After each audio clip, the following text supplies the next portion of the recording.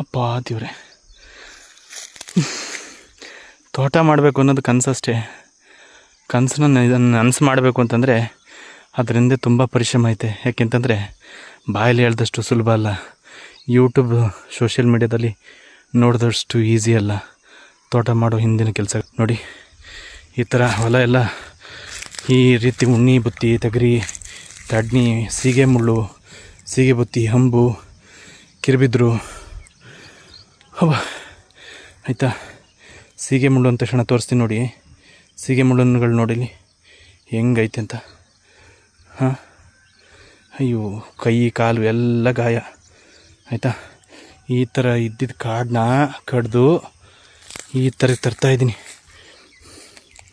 ತಂದು ಕಡ್ದು ಎಲ್ಲಿ ಮಳೆ ಬಂದುಬಿಟ್ರೆ ಕತ್ತೋದಿಲ್ಲ ಅಂದ್ಬಿಟ್ಟು ಜೊತೆಗೆ ಅದ್ರ ಜೊತೆಗೆ ಬೆಂಕಿ ಹಾಕ್ಕೊಂಡು ಬರ್ತಾಯಿದ್ದೀನಿ.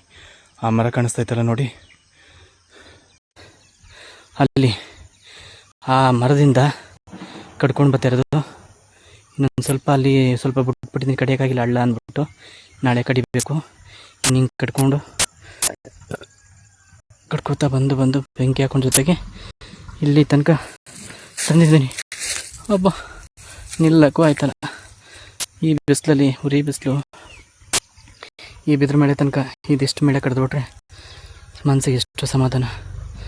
ಹಬ್ಬ ದೇವ್ರೆ, ಆ ಕೋಲು ತುಂಬ ಹೆಲ್ಪ್ ಮಾಡ್ತು, ಈ ಕತ್ತಿ ತುಂಬ ಹೆಲ್ಪ್ ಮಾಡ್ತು.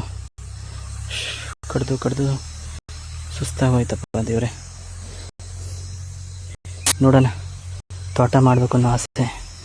ಇದು 4ನೇ ಬಾರಿ ತೋಟ ಮಾಡಬೇಕು ಅಂದ್ಕೊಂಡು ಕಡ್ದಾಕಿದ್ದು.